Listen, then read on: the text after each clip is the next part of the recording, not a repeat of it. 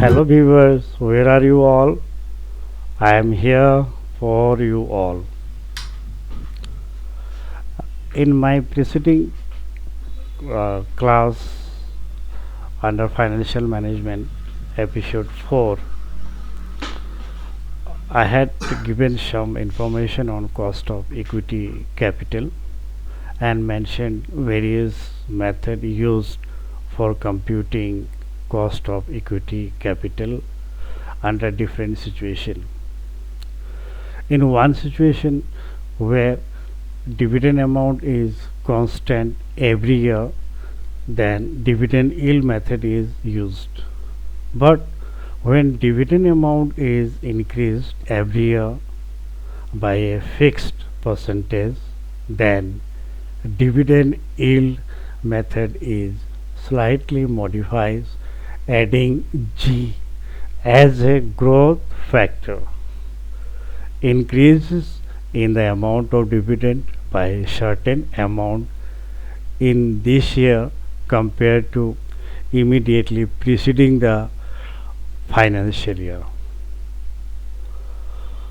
Therefore, cost of equity capital is calculated in this condition using dividend yield plus growth in dividend method. Okay, so today class is on the topic which is appearing on your screen, dividend yield plus growth in dividend method. So just I told you that under this method the cost of equity is computed based on the expected dividend rate plus the rate of growth in dividend. So rate of growth in dividend means, so every year company is increasing by a certain amount of dividend. That is, dividend is not constant every year, and every year it is increased by a certain fixed amount, which is called constant. The growth rate of dividend payment is also considered. In this model, growth rate of dividend is considered. Dividend may be assumed to grow at a constant rate per annum. Okay.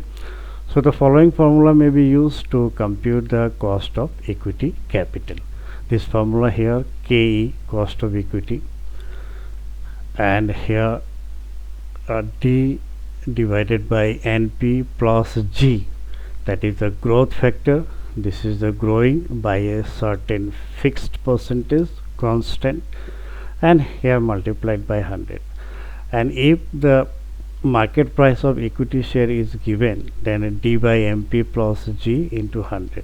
So here it is taken as equation number 1, this one, and this is the expression. Or for the D1 value is calculated in this manner also. So D0 into 1 plus G by NP plus G is the growth factor, increasing factor. Now here this formula is used when we have the questions of last year dividend is declared, and then obviously this year the dividend amount will be increased by a fixed percentage. Equation depends on questions of conditions. When we use equation 1, when we use equation 2, its questions will say. I will take in both situations 2 questions, and I will try to convince you by taking 2 illustration. Okay, here so K is the cost of equity capital, D1 is expected dividend per year per share at the end of the year, and net profits and NP and G rate of growth in the dividend, and D0 previous year dividend. So obviously previous year dividend amount will not be remain same in this year. This amount will be increased in by certain percentage, and that certain percentage is G factor, that is the rate of growth in dividend, and MP is the market price per share. Okay, now here the equation number 3 is also taken here. MP equal D by KE minus G. MP market price, this one market price. So this is the this formula is modified. So and this formula is used from the given question when you have to calculate the market value of equity share. Then this is formula we use. And this formula, how did you get this equation number 3? From the equation number 1. Equation number 1, Ke equal d by mp or np plus g, and this is the plus, so you bring in left hand side, it becomes minus. So Ke minus g equal d by mp, and to find out the value of mp, d divided by Ke minus g. So then this is your equation number 3, and we use this equation especially when we have to find out the market price of equity share. If dividend amount is given and cost of equity is given and G factor rate of growth is given, dividend rate of growth in dividend is given, then easily we can calculate by using the equation number 3, that is the market value of per equity share. Well students, so on the basis of this explanation, so I am taking one illustration. So based on this formula, and let's see the illustration here. So this is a company plan to issue 1000 new shares of rupees 100 each at par, this time not premium, no discount. The flotation costs are expected to be 5%, so of the share price. So that is the, what is the share price? Share price is 100, so 100 is 5%, and initially and the growth in dividend is expected to be 5%. Alright, the company pays the dividend of rupees 10 per share initially, that means this first year, and the growth in dividend is expected to be 5%.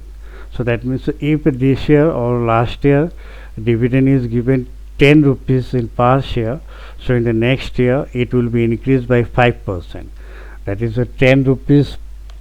So equity shareholders will get this year 10 rupees, so next year it will be into 5% plus. So next year equity shareholder will get 10 rupees 50 paise. So here the solution under dividend yield plus growth in dividend method questions. Just now I had told you that company plans to issue 1000 new shares of rupees 100 each at par. So this is the formula, D by NP plus G into 100. So D is 10 rupees given dividend of rupees 10 per share initially, and the growth in dividend is expected to be 5%. So here the G is 5%, so 5 by 100, and 5 divided by 100, so 0.05, this one. And the growth rate and NP net profits, it is calculated here, face value minus flotation cost, since the shares are issued at par, so no premium, no discount, only flotation cost is deductible. So 100 rupees face value of share 100, and 5% of rupees 100, that is rupees 5, it is the flotation cost, and the net profit received by company is rupees 95. This 95 rupees company has received, 95. Now this is these values are putting in the formula. This rupees 10 is the dividend and 95 is the net profits, plus growth rate, this one G 0.05, this growth rate is here, and multiplied by 100. So now this 10 divided by 95, so it is a rounding up here. I have done this way. This is 10 divided by 95, so it is coming 105, means 0.105. so here G10 and immediately 5 is there, so this preceding figure is increased by 1, rounding up, that is 0.11 is taken. 10, that is 10 not, it is 11 made, and here this is your growth rate 0.05. this one adding with this, when you add it, so 0.11 plus 0.05 equal 0.16 and multiplied by 100, so it is 16%. This is how we got the cost of equity capital under dividend yield plus growth in dividend method, and net profits is taken, not market price. Market price is not given in the questions. Well, so now this is the second problem, and now let's see the second problem which is given here. This an equity shares of company is currently selling for rupees 50. Currently selling, it means this is the market price, MP, market price. The company had paid a dividend of rupees 6 per share. Had paid means this is last year, at the end of the last year. So obviously this year the dividend amount will be increased. So dividend per share is expected to grow at the rate of 8% per annum. So that means if you have received dividend rupees 6 in the last year, so this year you will get by increasing 8%. So if you see increasing 8%, so 6 rupees into 8% plus 6.48. so this year you will get 6 rupees 6.48 dividend, and this is calculated here. You see under the second problem solution, this one how we have calculated. So I have shown you 6.48 here. This is now K equal to D1. When you use the D1, last year dividend is given, so D0, but this year dividend will not constant. This year dividend will be increased by 8%. This is a G, 8%. So here 8%, 8 by 100 and divided it 8 by 100, so 0.08. Now this is the D1 is calculated. How we have calculated this D1? This is the D0, 1 plus G. That is the last year dividend given rupees 6, and this year obviously it will be increased by 8%. So 6, 1 plus 0.08. so here you multiplied it 6 into 1.08, then you will get 6 rupees 48 pice this year dividend, and currently selling for rupees 50. This is the market price. Now putting this value in equation number 2, then this K cost of equity can be calculated. This is here 6 rupees 48 pice this year dividend. Last year dividend is rupees, it was 6 rupees. This year it will not remain constant, it will be increased by 8%. that is the G, growth rate 8%. So here, and when we solve it, so this is 6 rupees 48, and this is the value directly I put here. D1 is calculated here, this one, and G is this one, you put here this one, and now 6 6.48 divided by 50. Now 6.48 divided by 50 market price. So here I am getting 0.129. So third figure, so taking the 2 decimal place 1 2 and third figure is 9, so it is more than 5. Increase the preceding figure by 1, so that is 1 3 1 2, it is replaced by 1 3. So here 0.13 plus this one and into 100, and when you add it 0.13 plus 0.08, so you will get 0.28 here. This is 0.13 plus 0.08, so 0.21 into 100, this is 21%. Here this is 21% is calculated. So now I hope you have understood this second problem. D1, when you use that, if the last year dividend amount is given in the question, then D1 shall be used. If the last year dividend amount is not given, you are calculating directly in this year, then you calculate this D. Now see the problem. This is the initially, and growth in dividend is expected to be 5%.